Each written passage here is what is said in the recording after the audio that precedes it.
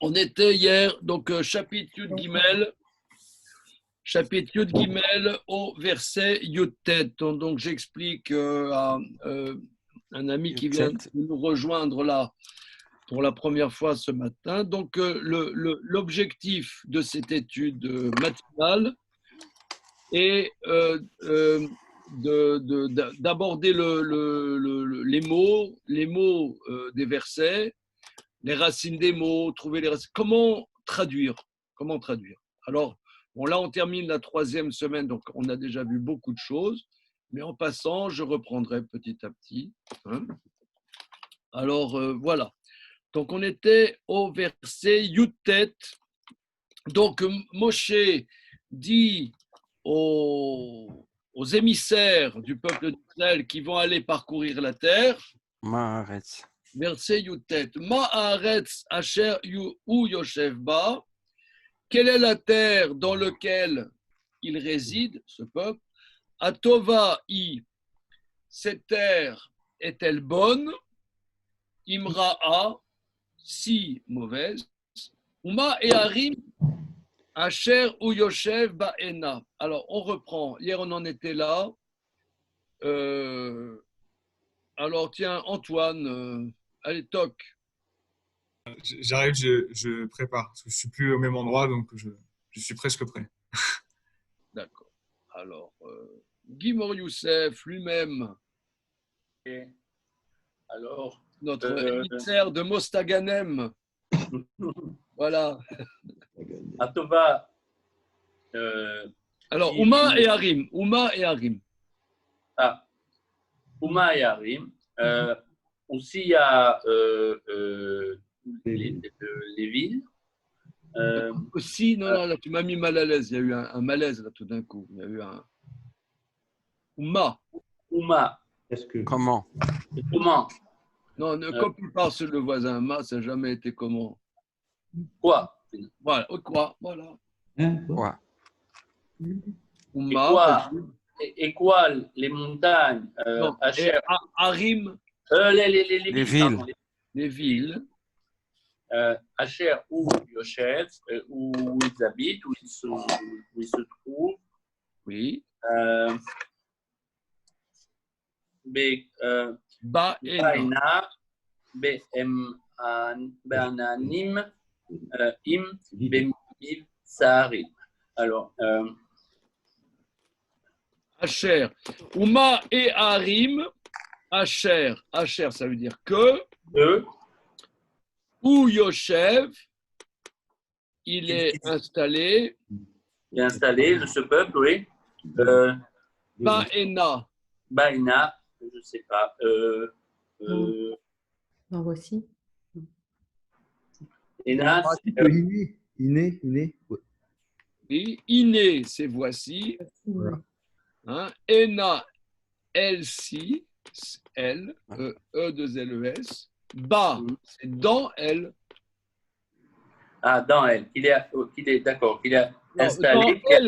Dans elle, mais dans le sens de, je ne sais pas comment on dit en grammaire, dans elle-ci. C'est pas un bon français, mais dans celle-ci. D'accord. Quelles sont les villes dans lesquelles Baena, c'est en français, dans lesquelles. Okay. Voilà. Dans lesquelles il réside. Hein? Ena, ba, on a vu hier, c'est dans. Après le A. Celle-ci. Comment? Mais Ena, c'est Iné, c'est voici. Ena, les voici, au féminin. Et Elé, Rav, c'est quoi la différence entre Iné et Elé? Entre Iné et Elé. Celle. Elé, c'est celle. Celle, d'accord. Pas très différent. C'est celle-ci. Entre Iné et Iné. Annie. Celle-ci. Il me semble. Elé, c'est. Oui, vas-y, Elie. Elé, c'est pas une liste. Genre, voici en termes de listing. Oui. Voici les noms des enfants d'Israël. Donc, c'est un listing. Alors que Iné, c'est voici en termes visuels. Voici. Oui, c'est visuel. C'est visuel, non? Oui, très bien, très très bien. Iné, c'est voilà, voici, on désigne. On désigne. Hein? Abraham, il dit toujours Hineni. Mais Voilà, voici. me voici, c'est ça. Me voici, c'est une présence, voilà. Alors, maintenant, et ces villes dans lesquelles il réside dedans, donc le peuple, Mahanaïm. Alors, on va bien s'amuser. Allez, Guy, analyse-moi ce mot bizarre. Alors, A, c'est l'interrogation. Est-ce qu'elles Oui, sont? est-ce qu'elles sont? Alors, Mahané. Bema. alors la Ah, racine de Mechane. alors, Mahané. Nim, c'est le pluriel. Im, c'est le pluriel. A, c'est les camps, Mahane. Oui, oui, oui. La racine, c'est le camp. Alors, est-ce qu'elles sont organisées comme un camp? Enfin, Très bien, c'est ça. Oui, oui, oui, oui. Parfait. AB Mahana, Ambe Mahanim. Est-ce que dans des camps, hein, ouais. est-ce que ces villes, est-ce que c'est dans des camps? Im Bemivtsarim. Non. Alors ça, c'est un petit peu complexe. Le mot mifsarim, tu vas nous dire la racine. Donc, Ashley, je ne sais pas si tu sais, les mots hébraïques, C'est ça. Mais ça, mais... les mots hébraïques et les racines en général, c'est 3 lettres. Donc, quand on a un mot complexe comme ça, par exemple, Bemitsarim, ce qu'il faut, c'est de trouver la racine. C'est Même pas- Vav. Comment? C'est la racine, c'est Bet Tzadik Resh. Bet Tzadik Resh, absolument. Alors, Bet Tzadik Resh, une seconde, où est mon calepin? Il est là, mon calepin. Bet Tzadik Resh. Ça veut dire diminuer, restreindre.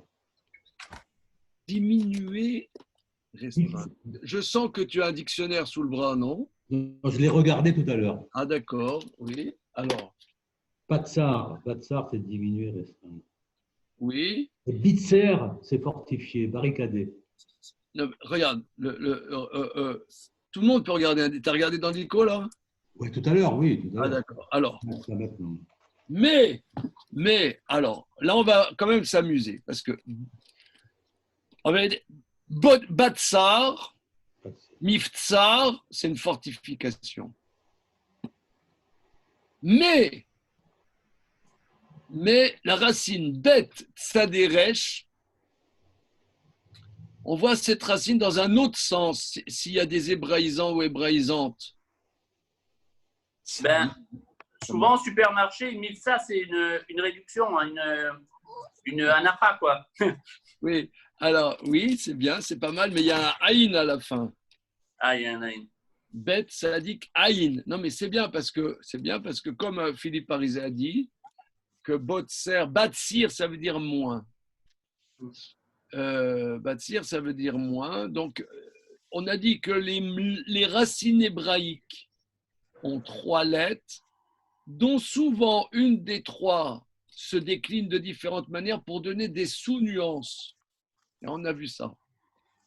Alors, Batsar, moi, ce qui m'amuse, c'est que Batsar, c'est vendanger.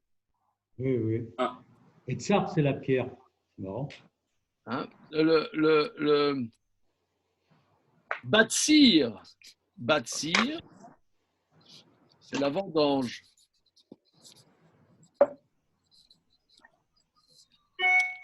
Alors, on est un peu perplexe quand même. Hein. C'est la vendange. Miftsar. Le raisin. Comment? On presse le raisin. Non, non, non. Vendange. C'est la vendange. Le ramassage. Le ramassage. Presser le raisin, une seconde, je ne sais pas comment ça me reviendra. Mais non, ça c'est la vendange, c'est la cueillette du raisin. Hein. Alors, comment tout ça, on va le mettre dans ce mot, miftsarim? Avec le raisin, on se fortifie. C'est pas mal, c'est bien ça, c'est C'est bien. bien. Tous les jours un verre. Ouais, à jeun, là, à l'heure, à 9h45. Rouge. Le coude rouge. Le Le coude rouge, rouge. rouge. Alors, bon, mais à part ça. Gérard, c'est pas le minerai aussi, comme a dit Philippe, il a dit la pierre, mais. C'est la pierre, la roche. C'est pas le minerai, oui, c'est ça, la roche. Comment tu dis ça? Le minerai ou la roche? Sourd. La pierre. Le rocher, sourd. Donc, alors, Batsour, c'est fort. Alors, c'est Miftsar, c'est-à-dire, est-ce que ce peuple, il habite dans des villes ouvertes, Machanim? Machanim, c'est un camp, c'est-à-dire une ville ouverte. Im Miftsarim, est-ce que c'est dans des villes fortifiées? Alors, Miftsar, comment arriver à mettre tout ça dans le mot Miftsar? Comment Miftsar, ça veut dire donc la fortification. Je ne sais pas. Je n'arrive pas à voir le sens de la chose. Comment on dit un mur, Rav? Excusez-moi. Il y a plusieurs manières de dire. Il y a Choma, la muraille. La muraille. La muraille. Choma. Peut-être que c'est une ville limitée, ça veut dire on limite. Du moment qu'elle a un mur, elle est restreinte, elle ne peut pas se développer. Elle est limitée. D'ailleurs, Miftsar, Botser, Batsar, Metzar, c'est la limite, c'est la frontière. Metzar, Mitzrayim, Metzar, Batsar. Et vous pouvez enlever le bête comme ça c'est pas évident qu'on puisse enlever le bête. Là, vous ne le sentez pas. Le bête, c'est quand même une lettre qui ne part pas facilement. Un min, d'accord, un hé, d'accord, mais un bête. Regardez, je vais regarder dans le Sefer HaShorashim du Radak. Ah oui, alors, cher Guy, ce livre a été écrit il y a 800 ans à Narbonne. Waouh. Le Kimri. Alors, Batsar, je regarde.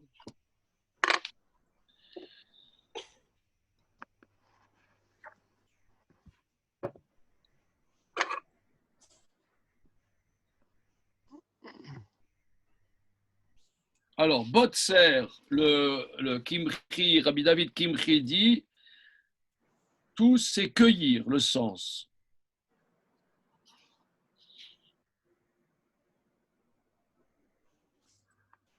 Alors, Harim Betsurot, des villes fortifiées.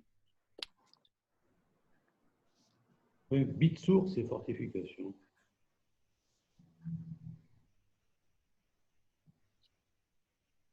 C'est marrant parce qu'une bergerie, c'est Batsera.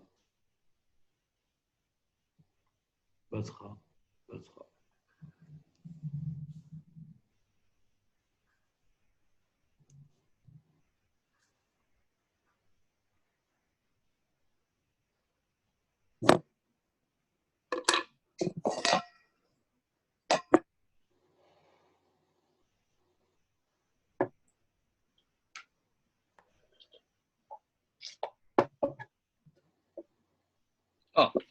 Alors, il se pose la question, le Radak, Rabbi David Kimri, quel est le lien entre vendanger et fortifié? Alors là, alors vous avez dit très bien, un petit verre de rouge, ça fortifie. Un petit ballon, oui. Ça fortifie. Mais quand on cueille le raisin, on est encore loin de la dive. Alors, lui, il veut dire, Itaren Lomar. Il est possible de dire Shinyan Harim Betsurot est proche du premier sens.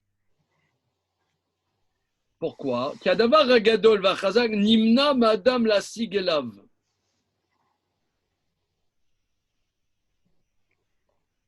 Que quelqu'un qui est fort est empêché qu'on l'atteigne.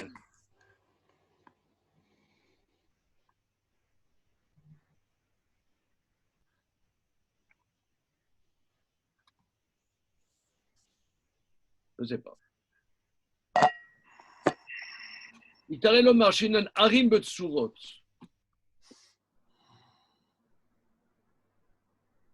C'est-à-dire que c'est comme si j'avais cueilli mes ennemis, comme si j'avais enlevé ce qui peut me déranger. Botser, j'enlève j'enlève l'agression. Je me protège de l'agression par la fortification, j'enlève l'agression. En vérité, c'est pas mal. Parce que demande Moïse aux explorateurs? Est-ce qu'ils sont dans des villes ouvertes ou des villes fortifiées? Alors, Rachi explique. On va pouvoir les cueillir. Si ils ont des fortifications, c'est qu'ils sont faibles. S'ils sont dans des villes ouvertes, c'est qu'ils n'ont pas peur. Ils n'ont pas peur. Ils n'ont pas peur. Ils ont peur. Donc Botser, Miftsarim, c'est-à-dire c'est comme si vous voyez pas quelqu'un qui se protège des agressions, il est faible. Moi, je ne sais pas comment ça se passe là avec le coronavirus, mais disons, les gens qui sont immunisés, qui ont été confrontés en général, en général, je ne sais pas comment le coronavirus ça se passe. Ici, comme ça. En général, quelqu'un qui a été confronté à une agression et qui s'est battu avec cette agression, il est rendu plus fort. Ça, c'est général. Quelqu'un qui se protège complètement des agressions, après, à la moindre agression, il était rendu. Botser explique le Radak que c'est protéger des agressions. Miftsar, j'ai enlevé les agressions voilà. C'est ça, comme ça je comprends ce que dit Rabbi David Kimchi. Hein? Voilà. Donc, ça ne dit rien pour nos nouveaux venus, vous voyez, on essaie donc de voir, parce que les racines hébraïques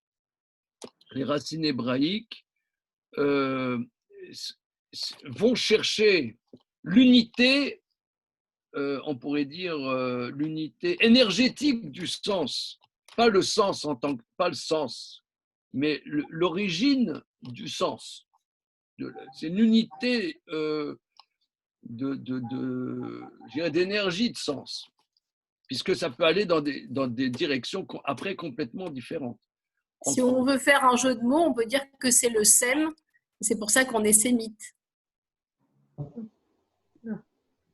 Comme dans sémantique. SEM, sémantique, c'est unité de sens. Et c'est pour ça qu'on est des sémites. Mais bon, c'est un jeu de mots. C'est pas. C'est un jeu de mots. C'est pas mal, c'est pas mal. Mais, non, mais puisque Shem, ça veut dire le nom. Ah oui. Oui, c'est sûr. Oui, d'accord. Shem, ça veut dire le nom. C'était le fils de Adam, de Noé. De Noach. Voilà. On y va. Alors, on va continuer.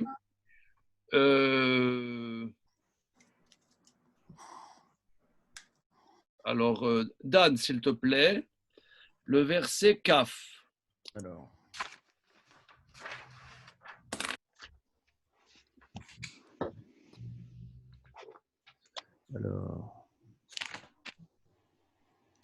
Uma haaret hashemena hi im raza ayesh baaretz im ayin veit hazaktem ulkartem miperi haaret vehayamim yeme bikure anavim.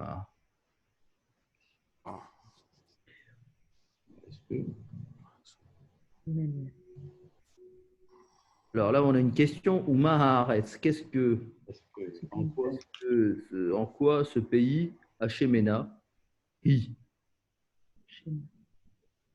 Grâce. Im. Alors Shemena. Ouais. C'est gras. Shemen. L'huile. C'est l'huile. Ouais, c'est l'huile, oui. Alors, vous pouvez laisser bosser notre petit camarade là, ils sont passage là. Ah ouais. Ils sont passage là ce matin, hein, ils sont un peu dissipés. Là. Il rafle tout. Allez, monsieur Shemen, c'est Cohen. l'huile. Shemen, c'est l'huile. Hein. Voilà. Shemen, c'est l'huile. Shemen. Donc, Shemena, on peut supposer que c'est gras. Voilà. Ah, c'est en mode tunisien, vous voyez, je sais pas moi. Shemen, l'huile. Voilà. Alors, mais ça, shamen, ça veut dire gras. Donc l'huile, ça n'est qu'un aspect du mot. Hein. Shemen, c'est un corps gras. Mais la racine du mot, shamen, ça veut dire gras. Gras. Hein, gras. Là, c'est au féminin. Donc la terre est-elle grasse? Oui. Im, rasa ou maigre. Alors. Voilà. Rasé, quelqu'un en hébreu moderne, quelqu'un qui est maître, c'est Adam rasé. Maintenant, ça m'interpelle aussi. Maigre, c'est que un secret, ça se dit aussi rase. Rase, oui. Mystère. Rase.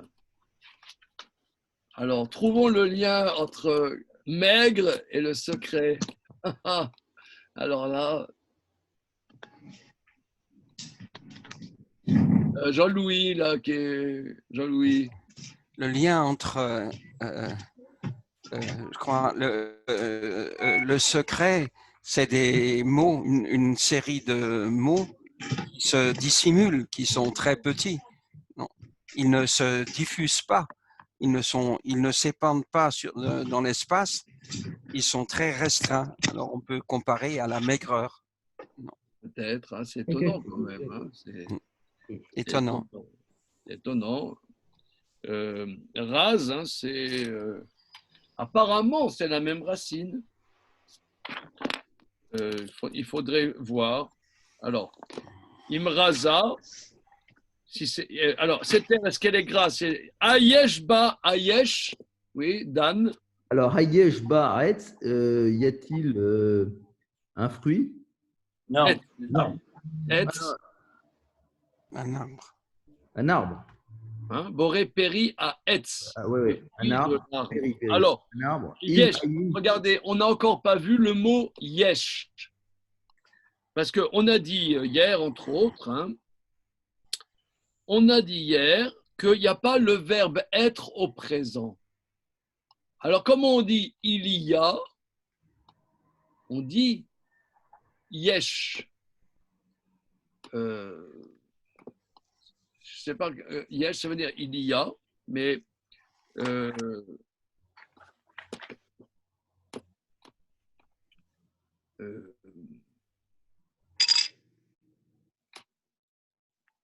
en vérité, je ne sais pas comment analyser le mot yesh. Maintenant que je vous le dis, ça me dépasse un peu.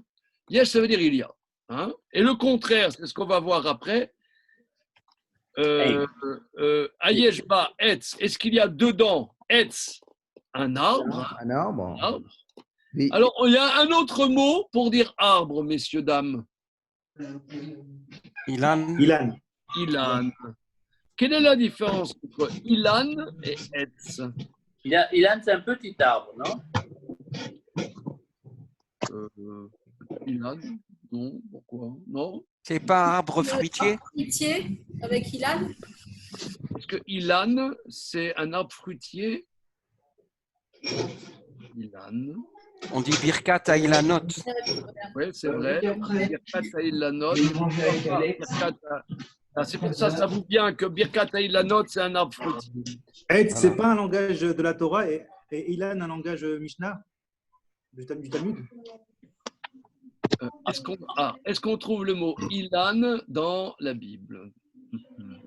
En tout cas, Ilan, c'est devenu un prénom en Israël, mais je n'ai pas entendu Etz comme prénom en Israël. Ça a l'air plus mignon, ça a l'air plus gentil, Ilan, non? Il y a Alon aussi, le chêne. Il faut il faudrait innover, tiens, appeler quelqu'un Etz.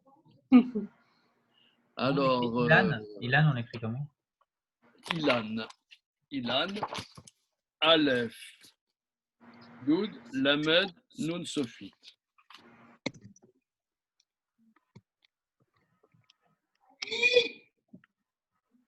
Alors, bon, quelle est la différence? Je ne sais pas. Ok. Yes. Mais on voit que dans la, si vous voulez, le background biblique, Etz a un sens, très fort, puisqu'on voit qu'il y avait l'arbre au milieu du jardin, c'est Etz. Il y avait le Etz. Donc, quand Moshe demande Ayesh ba Etz, est-ce qu'il y a un arbre dans ce pays? Ce n'est pas simplement de savoir est-ce qu'il y a des oranges de Jaffa, mais on dirait que c'est Etz. Est-ce qu'il y a quelque chose de très particulier? Y a-t-il un arbre? Il est au singulier, pardon. Oui, qui est au singulier. Un arbre. Pourquoi un arbre? C'est-à-dire des arbres, ouais. Oui, y a-t-il un arbre? Arrête, Ce qui arrête fait- Sachaïm. Arrête Sachaïm. Voilà, c'est ça. Etz, il y a quelque chose une dimension centrale dans la dimension d'Etz. On dit que la Torah, ça s'appelle Etz Chaim, un arbre de vie.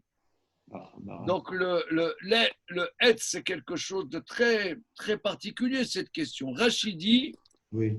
y a-t-il un tzaddik qui protège sur les gens de ce pays? Ah, c'est fort ça. C'est ça. Ah. Donc, Etz, il dit, c'est ce qu'il y a, Rachid dit. C'est ça. Est-ce qu'il y a quelqu'un de valeureux qui peut les protéger par leur mérite? Donc on voit ici le mot Etz, c'est très fort. Etz, en vérité, quand on dit que la Torah, c'est un arbre, au fil de nos études, on a voulu prouver que la Torah, c'est un arbre. Un arbre, ça se développe tout le temps. Ça se développe tout le temps. C'est en constant développement. Il y a des racines, il y a un tronc et des branches. Ça se développe. C'est quelque chose qui est en constant développement. Donc là, cette question, est-ce qu'il y a quelque chose qui se développe dans ce pays, une richesse qui se développe? Ayesh ba etz im aïn. Pardon, Rav, j'ai juste une question, excusez-moi. Oui. Dans Etz, parce que ce que vous m'aviez expliqué au début, c'est que les racines hébraïques ont toujours 3 lettres. Oui, très bien. Là, il y a 2. Très bien. Alors, je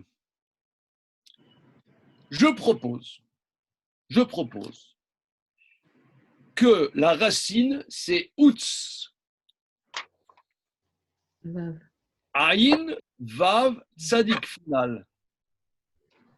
Comme on voit Utsu, Etza, Vetufar. Utsu, Etza. Etza, c'est un conseil.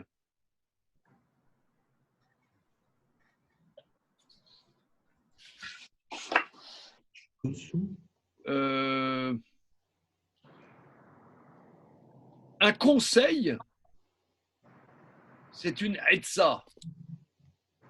C'est aussi quelque chose. Un conseil, je te donne quelque chose.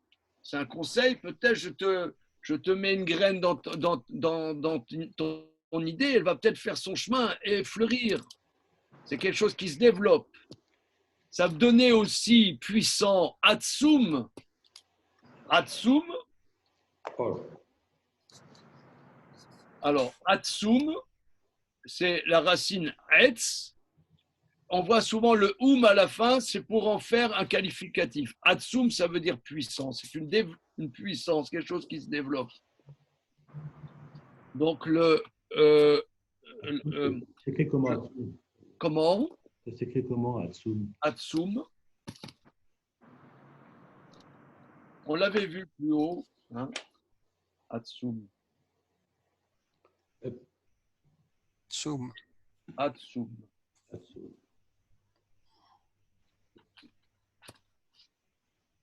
Alors, Ayesh ba etz im aïn. Est-ce qu'il y a un arbre. Donc, arbre, on voit que c'est un mot très particulier. Est-ce qu'il y a dedans un arbre? Im ayin, si ayin, ça veut dire dan. Il n'y a pas. Si, ou bien non. Hein, ou bien non. Est-ce qu'il y a un arbre ou il n'y a pas d'arbre? Hein? Juste une question. Il n'y a pas de verbe avoir en hébreu? Il n'y a pas le verbe Non. avoir. Il y a yeshli. Il y a pour moi. Ok, c'est tout. Voilà. Yeshli.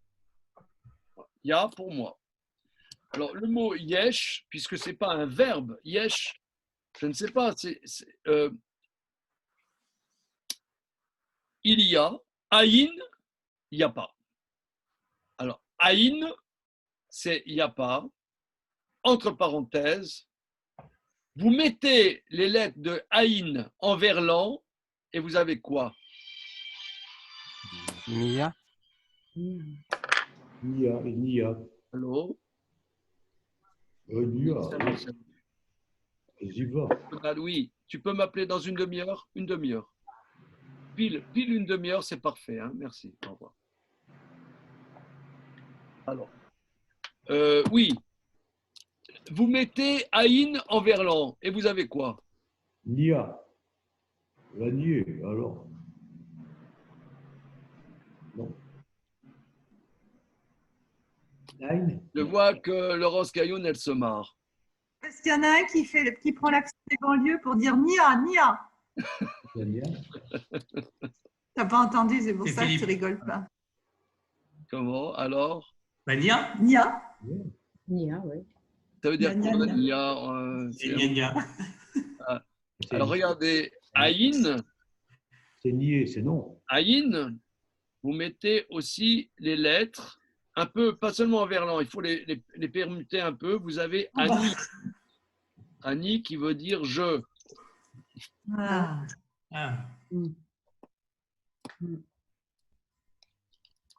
Que aïn, Oui, là, c'est plus. aïn et ani, en vérité, c'est les mêmes lettres permutées. Ce qui va poser, excusez-moi, ça va faire un petit peu grandiloquent ce que je vais dire, hein, un petit peu grandiloquent, mais celui qui, quelqu'un il va dire, ouais, quand même, j'ai le droit d'exister. Ben, peut-être c'est pas comme ça qu'on existe, peut-être c'est en s'annihilant qu'on existe. Bon, on passe à autre chose. Hein. Alors, j'ai prévenu que c'est un peu grandiloquent, j'ai prévenu que ça allait faire un petit peu bourratif le matin. Mais on continue. Hein. Donc, qu'est-ce que ça veut dire exister? C'est peut-être, on existe peut-être en n'existant pas. Vaste sujet auquel on ne va pas insister. Parce que mon épouse qui écoute me dit ne leur fais pas trop de blabla, c'est un cours d'hébreu. Mais je tiens quand même à relever que c'est l'hébreu. Hein? Aïn, c'est et Ani, c'est les mêmes lettres. Je vous laisse après faire votre commentaire. On continue. Monsieur Cohen, Vitrazaktem. Alors, quelle est cette terre? Est-ce qu'elle est grasse? Est-ce qu'elle est maigre? Est-ce qu'il y a un arbre? Est-ce qu'il n'y en a pas? Vitrazaktem. Alors, itrazaktem, d'abord, c'est une conjugaison d'un verbe. Mais itrazek, c'est la même racine que hazak, quoi. Fort. Oui, alors la racine, indubitablement, c'est chazak, qui veut dire fort. C'est fortifié. Itpael. Pour l'être. Alors. Voilà, il ne faut pas être très fort pour savoir ça. Oui, maintenant, d'accord, une fois qu'on a dit chazak, étape d'après. C'est quoi alors là, on est sur du futur, du passé conversif. Non, il n'y a pas de yud. Non, mais. Une seconde. Qui a dit ça, là? Oui, il y a un vav, là. Oui, mais là. Alors. Il y a un vav. C'est et, là, le vav, c'est et, c'est pas un conversif. C'est un et, c'est pas un vav. Alors, une seconde. Un vav convulsif. It. Alors, vous l'avez dit, c'est le it pael.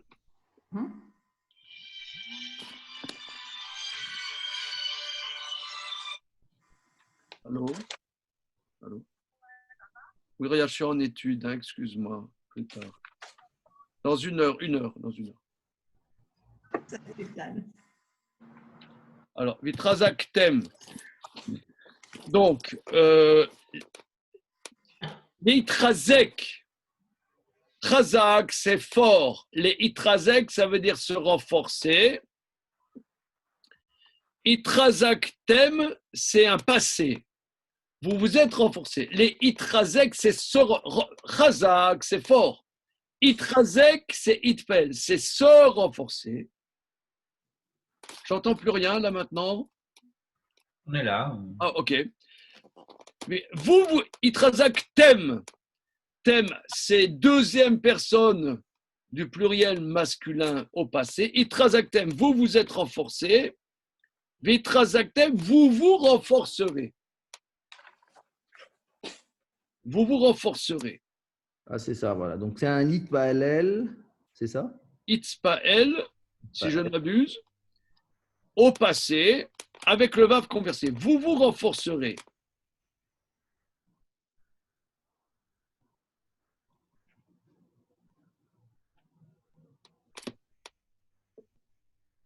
D'accord. C'est curieux ce verbe conversif ici, parce qu'on avait vu que quand le futur était exprimé de cette manière, c'était un futur absolu. Et là, c'est dans une question. C'est vrai. Donc, c'est assez c'est surprenant, quoi. Bah, oui, je reprends, je reprends cette remarque. Hein. Il aurait pu dire titraskou. Titraskou. Voilà. Renforcez-vous. Mais là, itrazaktem. Pourquoi? Parce qu'on a vu dans les séances précédentes que dans l'hébreu biblique, il y a deux manières de dire le futur, deux manières de dire le passé. Ashley, tu connais ça, le verbe conversif? Oui. Vaguement, mais c'est bien d'avoir un retour. Oui, alors je le dis un peu. Alors, itrazaktem, ça veut dire vous vous êtes renforcé. C'est un passé. Et il y a un vav avant qui renverse le passé en futur. Or, nous avons dit dans des séances précédentes qu'il y a dans l'hébreu biblique, il s'entend. Si on parle comme ça dans la rue de Tel Aviv, ils auront du mal à comprendre. Mais si tu parles dans la rue de Tel Aviv avec le vav conversif, j'aimerais voir l'effet que ça fait. Mais en tout cas, quoi qu'il en soit, dans l'hébreu biblique, il y a deux manières de dire le futur. Un passé avec un vav conversif, un vav avant, ou un vrai futur. On a dit dans des séances précédentes que le vrai futur a une dimension anecdotique, en cela que le futur est quelque part aléatoire, on ne connaît pas le futur. Tandis que si je mets un passé avec un vav conversif, il y a une dimension absolue. Comme le passé est révolu de manière absolue, donc dire le futur avec un vav conversif et donner une dimension d'absolu au futur. Or ici, remarque Audrey Felou, que dire vous vous renforcerez en disant le passé avec le vav conversif, on devrait dire renforcez-vous. Titraskou. Pourquoi vitrazaktem? Alors, me semble-t-il que la réponse est dans la question. C'est que là, c'est un conseil parce que ils vont être confrontés. C'est comme si moi je te dis voilà, là regardez, on est un petit groupe et on a un plan racheter IBM.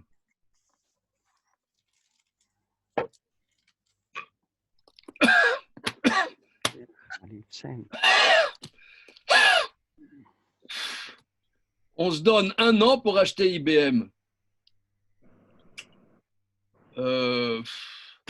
Alors on dira un conseil, itrazaktem, ça veut dire Ils vont rentrer dans la terre de Canaan. Eux, c'est des nomades. Il y a 1 an et demi, ils étaient esclaves. Là, ils sont dans le désert. C'est des nomades. Dieu leur dit, il faut rentrer dans la terre de Canaan. Les Canaans, ils sont là depuis longtemps, depuis des siècles. Ils ont construit toute une civilisation, ils ont construit des villes. On dit, voilà, vous allez rentrer dans ce pays, vous allez le conquérir. Ouf.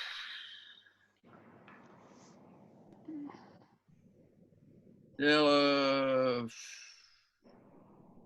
veut dire oui et non, quoi.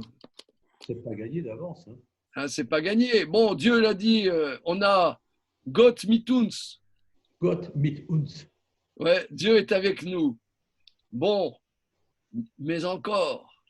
Donc, dit Vetrazaktem, renforcez-vous de manière absolue en prenant le passé. Vous vous êtes renforcé, le vav conversif, vous vous renforcerez. Ça, c'est un conseil absolu. Hein. Parce que là, si on essaie de réaliser ce dont on parle, c'est pas du tout évident. Pas du tout évident. Vous voyez, par exemple, nous, les Feuges, on est des immigrés, des fils d'immigrés ou petits-fils d'immigrés. Bon, t'as des Feuges, ils ont fait des affaires, mais ils ne sont jamais attaqués aux grosses affaires françaises. Je sais pas, par exemple, tu as le groupe Auchan, le groupe Carrefour, tu as des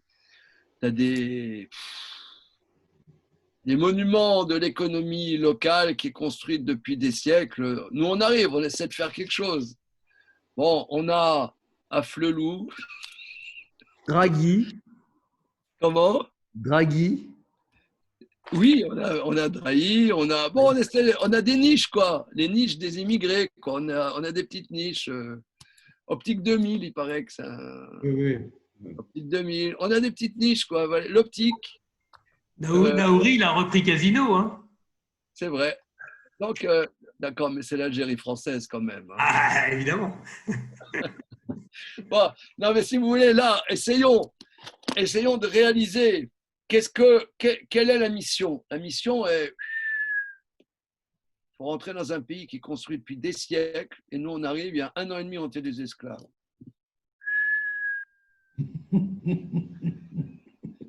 Itrazaktem. Donc, la remarque est très, très intéressante. Donc, vous voyez ici, encore, la vertu de savoir traduire mot à mot.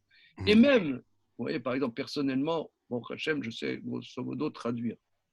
Mais si on le fait seul, on n'a pas comment dire, le sérieux de le faire quand on fait en groupe. Vraiment, on peut rentrer vraiment bien dans la traduction. Alors, Mitrazaktem. Gérard, Oui. quelle est la différence à Shabbat dans le Birkat Hamazon? On dit Vehalitzenu, fortifie-nous. C'est avec Razak, Itkazartem. C'est quoi la différence de fortifier? Ah. Non, c'est peut-être hors sujet, non? Non, c'est pas hors sujet, c'est intéressant. Ok, regarde, j'entends la question, elle est intéressante. On va continuer. D'accord. Vitrazaktem, Dan, Ulkartem. Bah, là, c'est le même principe. C'est un Itpael, là, avec un vav conversif. Là. C'est pas un Itpael. Donc, non. Ulka. Ah non, c'est pas un Itpael, ça. Non, Non, c'est pas une. Non. Bon, c'est un vav convertif, d'accord. Donc, on convertit. La racine. La racine, c'est l'akar, c'est prendre. Donc, voilà, l'akar. Donc, on une seconde. Ces racines est importante. L'akar, c'est prendre. Hein. L'akar. L'akar, ça veut dire prendre. L'écart.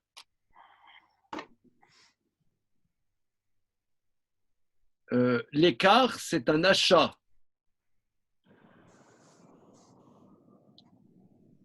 L'écart, c'est un achat. L'écart. L'aquar, c'est la même. Comment? L'aquar, le client, c'est la même racine? Oui. D'accord. Oui. Donc, l'acquart, c'est prendre. Donc, tu dis comment? La Kohar? Le client. La Kohar, la Kohot, c'est les clients. Oui. D'accord, oui, c'est ceux qui achètent. Ceux qui achètent. Voilà. Alors, donc, là, c'est prendre. Vous renforcez. Ulkartem. Oui, on voit très bien. C'est le même mot au sujet. Ulkartem lachem, au sujet du loulav. Vous prendrez le loulav. Hein, ulkartem. Vous prendrez. Alors, ulkartem. Dan. Alors, donc, et vous prendrez, donc, Vous prendrez. Mi péri arrête, le fruit de la terre. Alors, mi. Du fruit. Du fruit. Mi. Alors, le même en préfixe, on a dit que c'est l'origine. Même, c'est l'origine, mais ça peut être aussi une partie. Mi-prix d'une partie. Je dis pas, vous prendrez le fruit de la terre, parce que dire vous prendrez le fruit de la terre, ça veut dire vous prenez 3000 camions et vous prenez tous les fruits de la terre. Mais mi-prix, c'est d'une partie. Mi-prix. Alors, péri. Alors, le fruit de la terre, Veayamim. Alors, oulala, doucement. Oulala, péri. Une fois, j'ai entendu que péri, c'est pareil qu'en français, fruit. Ah oui. Péri, fruit. Oui, oui. Hein, alors, Pericoloso. Alors, péri, la racine du mot péri. Péri, fruit, mais véri aussi. Véri, d'accord. Alors, oui, quelle est la racine du mot? Péri.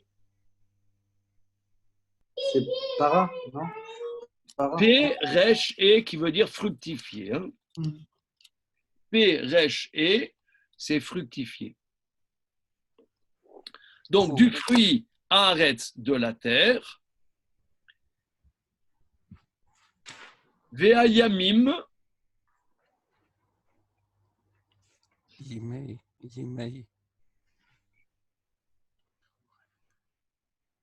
Et donc, Veayamim, et les jours, Yémé Bikouré, des jours, et les jours étaient les jours Bikouré, Oui, ça veut dire les prémices. Oui, les prémices, très bien. Prémices. Navim. Anavim. Anavim, des raisins. Comment? Raisins.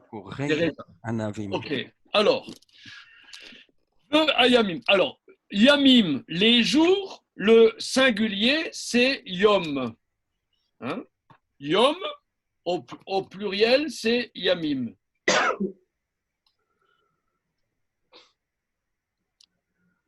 Yom, c'est le singulier. Yamim, c'est le pluriel. Alors, Ashley, j'ai invité nos amis à apprendre à écrire en cursive. Je ne sais pas si tu sais écrire en cursive, mais c'est, comment dire, si on veut apprendre l'hébreu, c'est une étape vraiment nécessaire. Et comment dire, c'est vraiment nécessaire. Comme ça, on écrit, même si on ne relit pas, mais ça aide à mémoriser quand on écrit. OK? Alors, Yom, c'est le jour. Yamim, les jours. Donc, Ayamim, le « et », c'est l'article défini. Les jours. Yémé, c'est des jours en forme construite. Bikouré, des prémices. Behor, c'est le premier-né. Mais là, ça veut dire des premiers des premiers raisins. Où les premiers raisins commencent à être mûrs. Bikuré Anavim, ils arrivent dans la terre de Canaan au moment où les raisins commencent à être mûrs. Entre parenthèses, c'est à quelle époque où les raisins sont mûrs? À l'automne. Septembre, octobre. Hein? Septembre. Enfin, oui. C'est-à-dire que dans nos régions un peu froides, c'est en fin septembre, octobre, et là-bas c'est plutôt septembre. Fin août, septembre. Hein, septembre. Mais là, du coup, c'est le narrateur qui parle. Voilà. C'est le narrateur. Oui, oui. Alors, ouais, très bien. Tout d'un coup, là, il y a la voix off, parce que là, c'était Moïse qui parlait, et tout d'un coup, en plein milieu du verset, Élie nous fait remarquer à juste titre que il y a, tout d'un coup, c'est le narrateur qui nous dit qu'on est dans la période où les premiers raisins deviennent mûrs. Alors, Bikuré, alors, Bechor, c'est le premier-né. Hein. Corée. Bechor, c'est le premier-né. La racine, c'est bête, kaf, resh. Oui. Alors, on avait vu dans les semaines précédentes que le mot barour, la bénédiction, c'est les mêmes lettres entre parenthèses, mais en permuté. Je vous avais rapporté que barour, c'est le bet, c'est la deuxième lettre des unités, resh, la deuxième lettre des centaines, et kaf, la deuxième lettre des dizaines. Oui. Et dans Bechor, c'est pareil, exactement, mais dans l'ordre. Il y a unité, deuxième lettre des unités, deuxième lettre des dizaines, deuxième lettre des centaines. Mais il y a un bug, parce que le Bechor, c'est le premier-né, et c'est la deuxième lettre des dizaines, des unités, des dizaines et des centaines. C'est énigmatique quand même. Par rapport à ses parents, c'est une nouvelle génération. Ça double le temps de vie. Je ne sais pas. D'accord, c'est une bonne idée. Que c'est par rapport à la génération précédente, c'est c'est numéro 2, quoi. Le numéro 2, qui est lié aussi à la bénédiction. On voit que le thème de Bechor, le thème du Bechor, des prémices, est central dans la Torah, puisque presque toute la Torah, c'est une histoire de Bechor.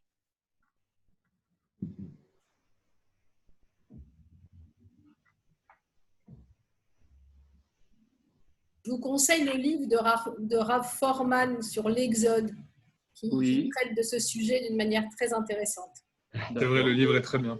Magnifique. Alors, regardez, alors je reprends. Hein.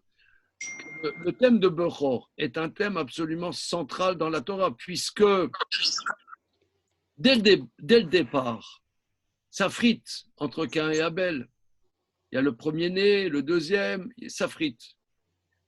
Ensuite, il y a le premier-né. Est-ce que le premier-né, c'est Ishmaël? Est-ce que c'est Yitzhak? Ensuite, est-ce que c'est Jacob et Ésaü? Est-ce que c'est Réhouven? Est-ce que c'est Joseph? Et quand Moïse va voir Pharaon,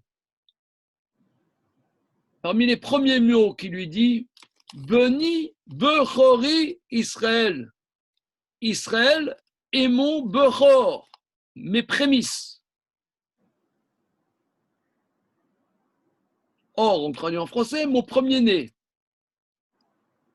Or, on regarde les lettres, c'est les deuxièmes lettres. Et rien ne va plus. Alors, je reprends un peu ce qu'on vient de dire là, c'est le Maharal là-bas, justement, le Maharal relève que Bechor, c'est les deuxièmes lettres, des unités, des trucs et des machins. Parce que quand il dit mon Israël, c'est mon Beni Bechori Israël, le Maharal explique dans le Gvurot Hashem que qu'est-ce que ça veut dire?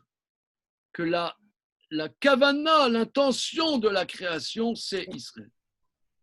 Or, la création est sur le signe du bet, puisque on dit Bereshit, Bara Elohim, première lettre, c'est le bet. La création, c'est la profusion, c'est l'extériorisation. Donc, la concrétisation de la pensée, c'est le bet. La pensée, c'est le Aleph. Mais la concrétisation de la pensée, l'enfant, quelque part, est l'expression de nous-mêmes. D'ailleurs, c'est pour ça que souvent, les parents, ils ont des problèmes avec leurs enfants, parce que c'est ça l'expression de nous-mêmes. Ah. Bon, no comment. Oh, tu es bête. No comment. Non, je me fais rire, c'est ça. Ouais. Bon.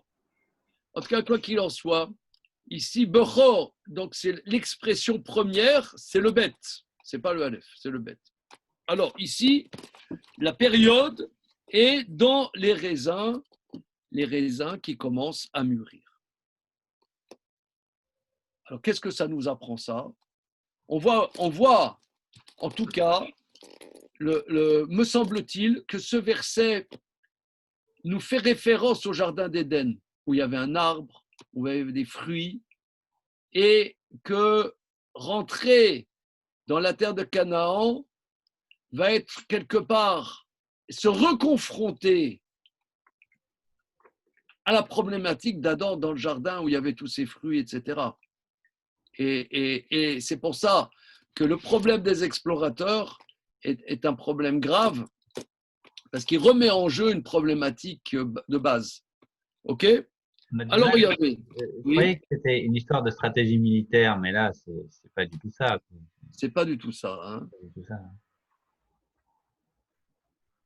Ah, alors, les commentateurs relèvent, alors on va conclure là-dessus notre séance ce matin, que oui, la demande des enfants d'Israël, comme je vous avais rapporté la semaine dernière, qu'ils savaient que ce n'était pas Moïse qui allait les faire rentrer dans la terre d'Israël, mais Josué. Donc leur problématique, c'est de rentrer dans l'ordre du monde, dans l'ordre de la nature, servir Dieu à l'intérieur de la nature. Mais Moïse leur a fait poser des questions qui ne sont pas des questions stratégiques. Mais on dirait, et c'est ce que nous avons vu là ce matin, qu'il les met en face de la problématique, je dirais, spirituelle à laquelle ils vont affronter. Nous allons rentrer dans cette terre, et cette terre, quelque part, elle a à voir avec le jardin d'Éden, elle est problématique. Il va falloir affronter et surmonter les problématiques qu'Adam n'avait pas affrontées. C'est ce qui ressort, hein, vraiment des mots de ce que nous avons vu ce matin. C'est bon? Allez, bonne matinée.